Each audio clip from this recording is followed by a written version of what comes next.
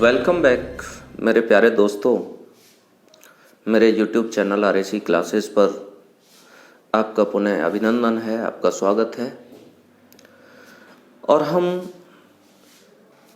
एक पढ़ने पढ़ाने की प्रोसेस से एक दूसरे से जुड़े हुए हैं।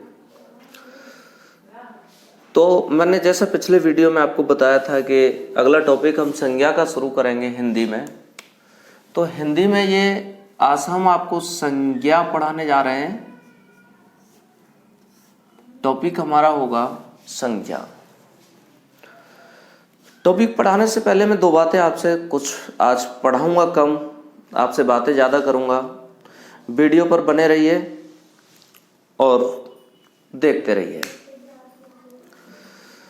देखिए, एक प्रोसेस है जीवन की कि इसमें हमें बहुत कुछ करना होता है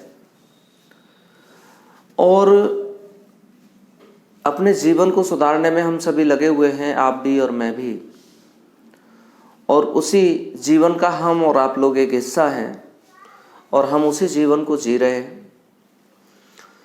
किसी शायर ने कहा है कि वो हाल भी देखा है तारीख की नज़रों ने, वो हाल भी देखा है तारीख की नज़रों ने, लम्हों ने खता की सदियों ने सजा पाई। तो ऐसा नहीं हो जाए कहीं दोस्तों तुमसे कोई वीडियो मिस हो जाए, इसलिए मेरे सारे वीडियोस आप देखिए, तैयारी में जुड़े हो आप लोग, तो कहीं कोई गलती मत कर बैठना दोस्तों, क्योंकि एक छोटी सी गलती हमें असफलता की ओर ढकेल देती है। और में जबकि सफल होना है, तो सफल होने के लिए आप लोग आइए मेरे साथ जुड़िए। मैं आपके साथ हूँ और जितना भी सहयोग मैं आप लोगों का कर सकूँगा उतना करूँगा। तो शुरू करें वीडियो।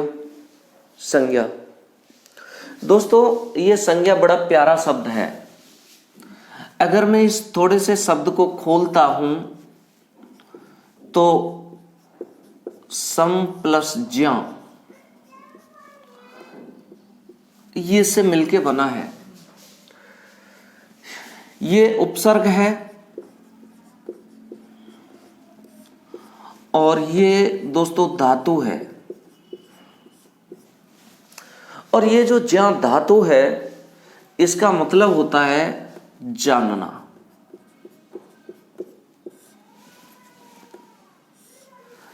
और ये सम का मतलब आप सब जानते हैं, सम का मतलब होता है समान। यानी किसी चीज को उसी के रूप में या उसी के समान जानना संज्ञा है। हम आपस में कभी कभी शुद्ध हिंदी में बातें करते हैं तो हम बोलते एक दूसरे से पूछ लेते हैं कि भाई आपकी संज्ञा क्या है, या आपको हम किस संज्ञा से जानें। असल में मुझे ये बताइए कि जानने के लिए हमें किस चीज की जरूरत होती है। बिल्कुल सही कहा आपने कि जानने के लिए हमें जरूरत होती है, हम किसी चीज को जानते हैं उसके नाम से। किसी के नाम से ही हम किसी को जानते हैं। यानी हमारी जो किसी भी चीज की पहचान होगी वो क्या है, वो एक नाम होगा। और दूसरा, हम पहचानते हैं किसी व्यक्ति को उसके काम से। लेकिन काम से तो हम पहचानते ही हैं, काम तो एक एड्रेस है ही हमारा, लेकिन हमारे साथ साथ हमारा नाम भी हमारा महत्वपूर्ण भूमिका निभाता है। देखिए, जब तक आपका नाम नहीं होगा तब तक आपको कोई नहीं जानेगा, कोई नहीं पूछेगा। और इसी नाम को ही हम क्या कहेंगे, ये जो नाम है ना, इसी नाम को ही हम संज्ञा कहते हैं। यानी या मैं ये कह सकता हूं कि ये नाम जो है संज्ञा का ही पर्यायवाची है।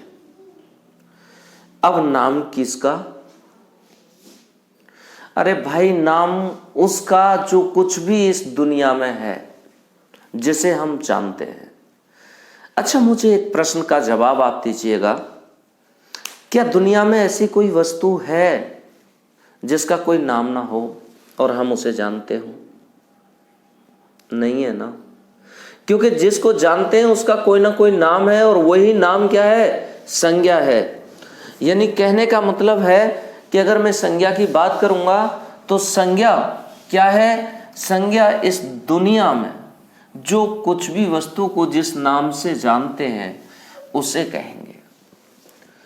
अभी तक हम पढ़ के आते हैं किसी व्यक्ति, वस्तु, स्थान अथवा प्राणी के नाम को संज्ञा कहते हैं। ये अधूरी है परिभाषा, कहीं ना कहीं अधूरी है। यानी संज्ञा का मतलब क्या है कि हम जो है किसी के भी नाम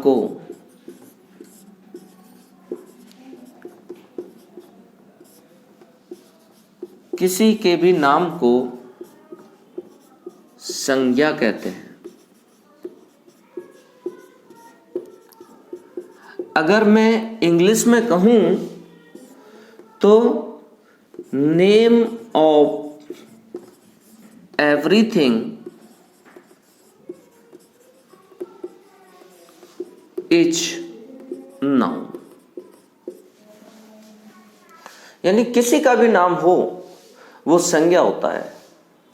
अब किसी का क्या है? अब यहां मैं किसी की बात कर लूं तो किसी क्या है? इस दुनिया में जो कुछ भी है भाई वो दो रूपों में मिलता है।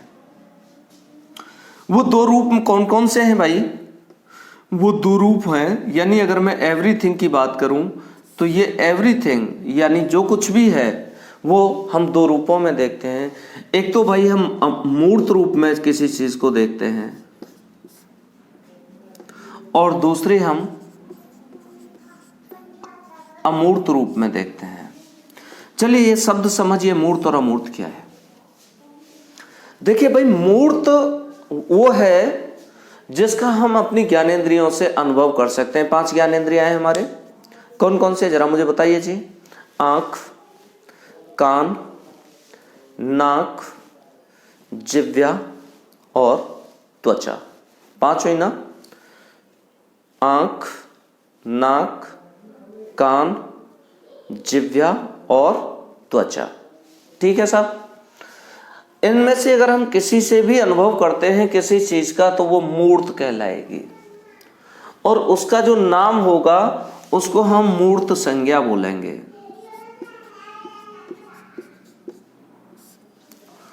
और अमूर्त जिनका ज्ञान हम अपनी ज्ञानेंद्रियों से नहीं कर सकते, जैसे प्रेम, घृणा, बुढ़ापा, कमजोरी, बीमारी, ये सब क्या है? इनका हम भी, आप बताइए मुझे, इनमें से क्या प्रेम को तुम आंखों से देख सकते हो? क्या कानों से सुन सकते हो?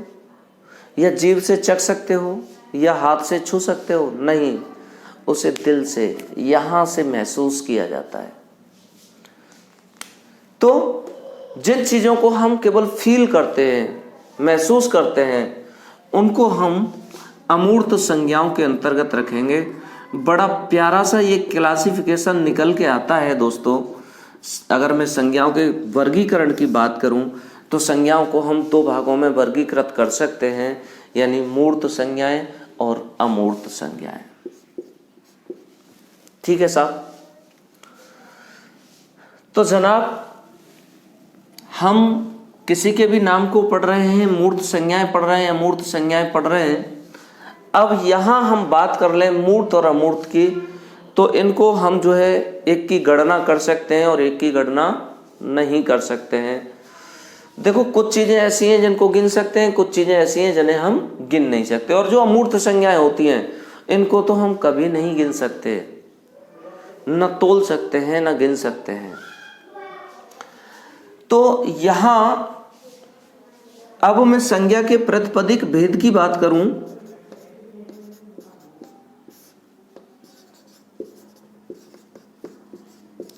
जो संज्ञा के प्रातिपदिक भेद होंगे,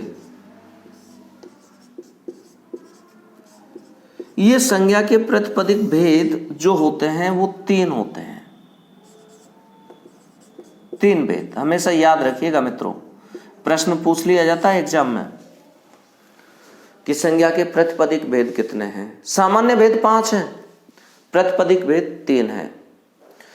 तो यहां तक आपकी समझ में आया होगा कि संज्ञा क्या है। यानी किसी के भी नाम को हम संज्ञा कहते हैं, चाहे वो वस्तु हो, चाहे वो व्यक्ति हो, चाहे वो स्थान हो, चाहे वो प्राणी हो, चाहे वो कोई भाव हो, वो किसी का भी नाम हो, दुनिया में हमको जो कुछ भी दिखाई देता है, सुनाई देता है, या जो कुछ भी हम महसूस करते हैं, उसके हम नाम को संज्ञा कहेंगे। यही है संज्ञा। यहाँ तक समझ में आ गई बात? यहाँ तक समझ में बात आ गई तो यहाँ से अगर कोई चीज़ काम की लगी हो आपको तो नोट कर लीजिएगा, अदरवाइज मैं इसको रिमूव करता हूँ। Very good.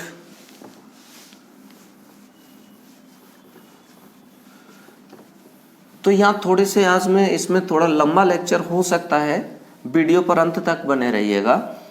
यहाँ मैं संज्ञा के भेद की बात कर रहा हूँ भैया। अब यहाँ थोड़ा सा संज्ञा के भेद समझेंगे, और संज्ञा के भेद में हम जानेंगे कि इसके भेद कितने हैं। तो इसको मैं क्लासिफिकेशन को वहीं से लेके आऊँगा भाई। संज्ञा के मुख्य प्रतिपदिक 3 भेद हैं, लेकिन यहाँ में हम जो है इनको 5 भेद पढ़ेंगे। ये 5 भेद कौन कौन से हैं जी? इन्हीं में जो है एक प्रतिपदिक भेद है, वो मैं आपको बताऊंगा। देखिए, सबसे पहले आता है व्यक्तिवाचक संज्ञा, दूसरे जातिवाचक,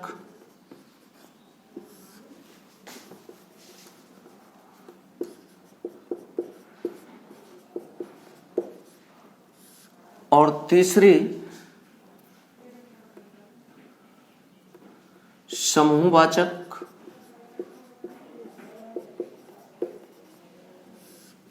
चौथी भाववाचक, और 5वीं द्रव्यवाचक। एक एक भेद को समझना है ढंग से। तो सबसे पहले मैं व्यक्तिवाचक की बात करूंगा।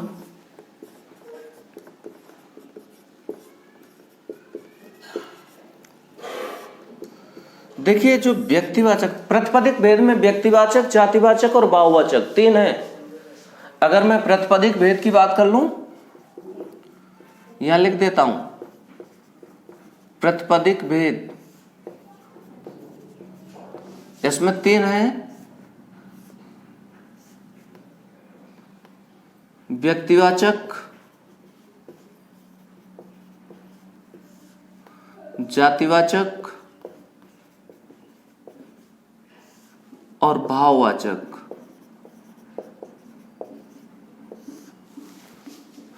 बाकी अगर मैं बात करूं जातिवाचक और समूहवाचक को, तो ये वो समूहवाचक और द्रव्यवाचक की बात करूं तो ये जातिवाचक के ही 2 भेद हैं अलग अलग। ठीक है। तो यहां मैं व्यक्तिवाचक संज्ञा की बात करता हूं। तो व्यक्तिवाचक संज्ञा में क्या है मित्रों? एक ऐसा नाम जो किसी दूसरे को ना दिया जा सके, पार्टिकुलर पहचान होगी। यानी यहां ये किसी व्यक्ति, वस्तु अथवा स्थान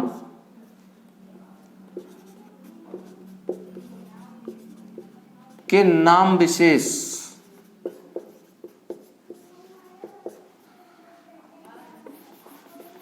स्थान विशेष के नाम का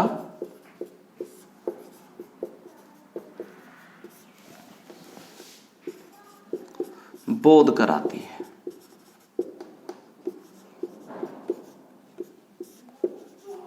बोध कराता है। यानी जो व्यक्तिवाचक संज्ञा है, इससे हमें किसी पार्टिकुलर व्यक्ति का नाम या किसी वस्तु का नाम या किसी स्थान के नाम का पता चलता है। एग्जाम्पल के तौर पर मैंने लिखा महाराष्ट्र।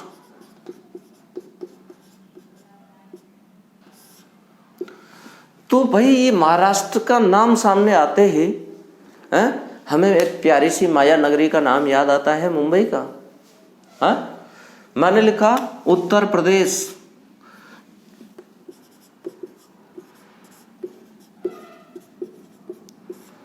मैंने लिखा रमेश।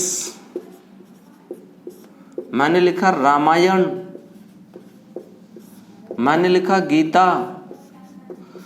तो क्या दोस्तों मैं आपसे प्रश्न करता हूं, क्या मैं उत्तर प्रदेश को महाराष्ट्र बोल सकता हूं, या महाराष्ट्र को उत्तर प्रदेश बोल सकता हूं, या रमेश को रामायण बोल सकता हूं, या रामायण को रमेश बोल सकता हूं, या गीता को रामायण बोल सकता हूं? नहीं बोल सकता। क्यों नहीं बोल सकता? क्योंकि ये इनके अपने विशेष नाम हैं, और ऐसे ही विशेष नामों को हम क्या कहेंगे? व्यक्तिवाचक संज्ञा कहेंगे। मैंने कहा गंगा, मैंने कहा हिमालय, कैसी संज्ञाएं हैं? सब व्यक्तिवाचक संज्ञा हैं। दूसरे बात करते हैं हम जातिवाचक संज्ञा की।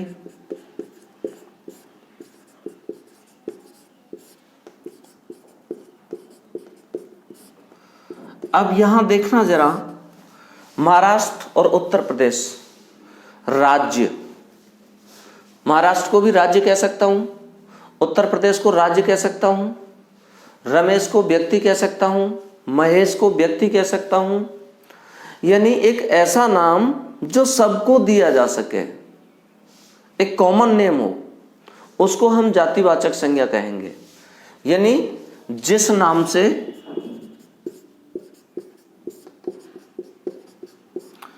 जाति या वर्ग का बोध हो,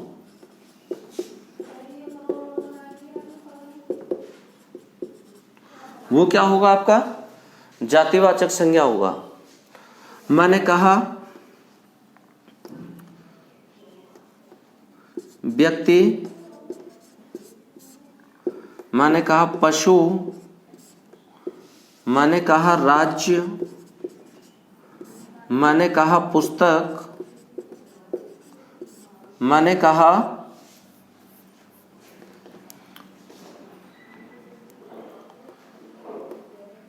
कुर्सी, ये सब डॉस डैश डैश करके मैं लिख दूंगा आगे चल के। तो ये सब के सब क्या हैं? व्यक्तिवाचक संज्ञा हैं। तो जातिवाचक संज्ञा है। और ये जातिवाचक संज्ञा से हमें किसका बोध होगा? किसी जाति या वर्ग का। व्यक्ति, वही एक व्यक्ति जाति हो गई। पशु, मनुष्य, लड़का, लड़की, सब क्या है? जातिवाचक संज्ञा है। तीसरी हम बात करें समूहवाचक संज्ञा की। पहले मैं यहाँ समूहवाचक संज्ञा ही ले लेते हैं। समूहवाचक संज्ञा यानी एक ऐसा नाम जिससे हमें एक समूह का, एक ग्रुप का बोध होगा, उसको हम समूहवाचक संज्ञा बोलेंगे जी। जैसे मैंने यहां बोला, मैंने कहा दल। पहले लिख लेता हूं, मैं एक लाइन लिख देता हूं, नोट कर लीजिएगा। जिस नाम से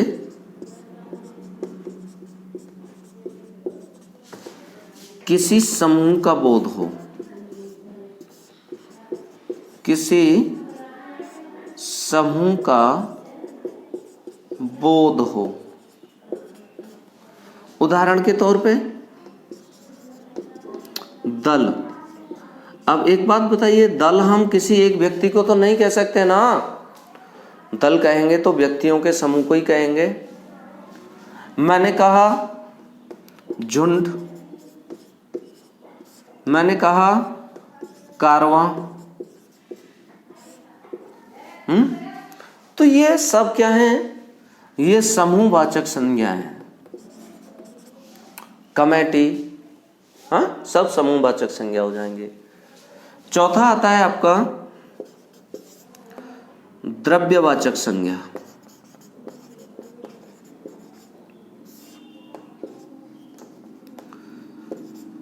दोस्तों समझ गए होंगे, द्रव्य हम पदार्थ को कहते हैं, और किसी भी पदार्थ के नाम को हम क्या कहेंगे? ऐसे क्या है?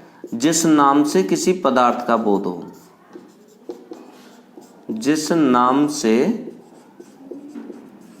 किसी पदार्थ का बोध हो, वो क्या हो जाएगी? आपकी द्रव्यवाचक संज्ञा।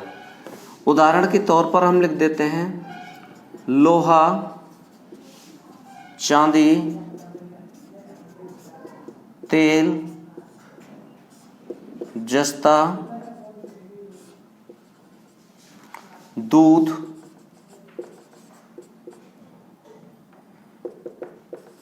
आदि। ये सब क्या है? द्रव्यवाचक। जिनसे हमें पदार्थों का बोध होगा वो सब क्या होंगी? द्रव्यवाचक संज्ञाएं होंगी। तो यहां तक बात समझ में आ गई। थोड़ा भाववाचक संज्ञा और मैं आपको बता देता हूं और उसके बाद आगे बढ़ते हैं। नोट कर लीजिएगा जी। चलो मिटाते हैं।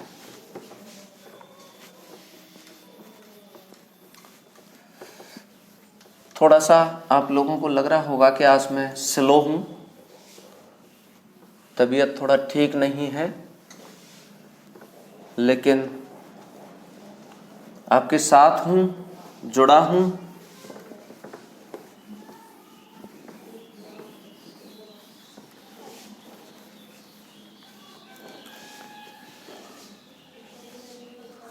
और बात कर ले हम पांचवा भाववाचक संज्ञा की।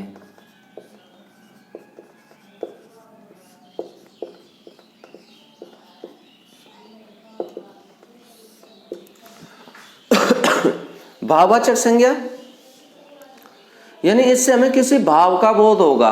अब भाव का बोध, कौन कौन से भाव का बोध होगा, कौन कौन से नाम इसमें आएंगे, मैं आपको बता देता हूं। इसमें गुणों के नाम,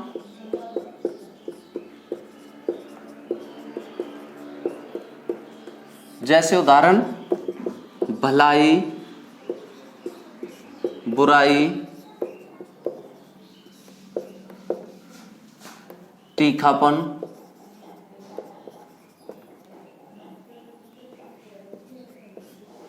मिठास, कड़वाहट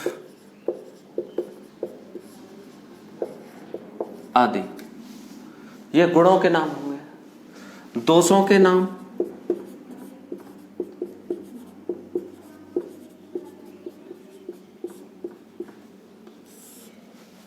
जैसे बेईमानी,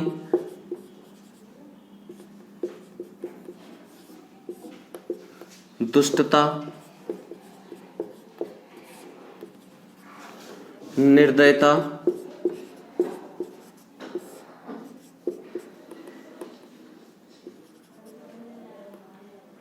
आदि।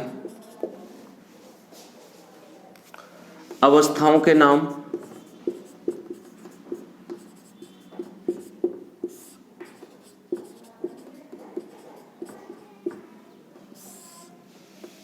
जैसे बुढ़ापा, कमजोरी,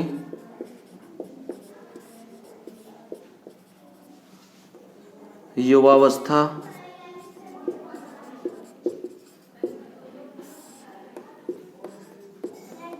बालपन आदि। तो मोस्टली भाववाचक संज्ञाओं में गुण, दोष, अवस्थाओं के नाम आते हैं। या हम ये कह दें कि सभी प्रकार के जो भाव हैं उनके नाम जो आते हैं वो भाववाचक संज्ञा में आते हैं।